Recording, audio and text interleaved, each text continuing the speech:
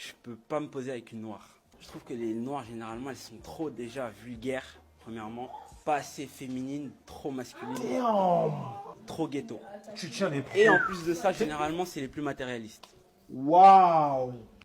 J'ai constaté que ce manque de respect constant envers la femme noire touche surtout les Noirs d'Occident. Ceux qui vivent dans des pays où ils sont constamment exposés à la blancheur, comme les Afro-Américains, très notables dans le domaine, et les fils d'immigrants africains, comme c'est le cas dans la précédente vidéo. Moi, je suis gabonaise.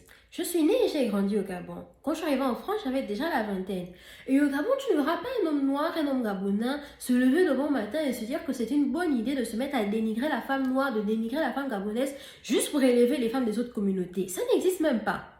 Don't get me wrong, je ne suis pas en train de dire qu'il n'y a pas de problème avec les hommes noirs en Afrique.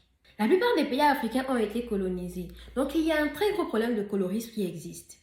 Au Gabon, je suis considérée comme plutôt claire et conventionnellement jolie, donc pour ma part, j'ai toujours reçu des avantages de la part de la gente masculine.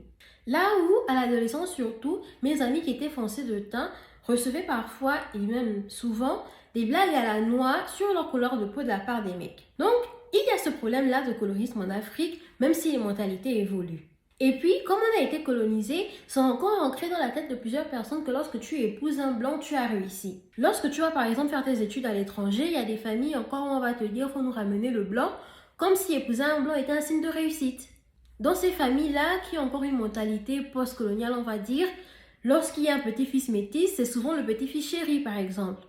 Mais même avec ces problématiques-là et d'autres problématiques liées aux conséquences de l'esclavage et de la colonisation qui existent en Afrique, tu ne verras pas les hommes noirs qui ont grandi sur le continent ou qui évoluent sur le continent dénigrer les femmes noires sur les réseaux sociaux comme le font les fils d'immigrants africains ici. Et c'est le cas même pour les hommes qui ont grandi en Afrique et qui ont fini par épouser des blanches. Tu les verras rarement sur les réseaux sociaux être en train de dénigrer les femmes de leur communauté. Du coup, pourquoi est-ce que certains fils d'immigrants africains dénigrent systématiquement les femmes noires sur les réseaux? Et pourquoi on dirait que ça les amuse? Véritable question que je me suis posée.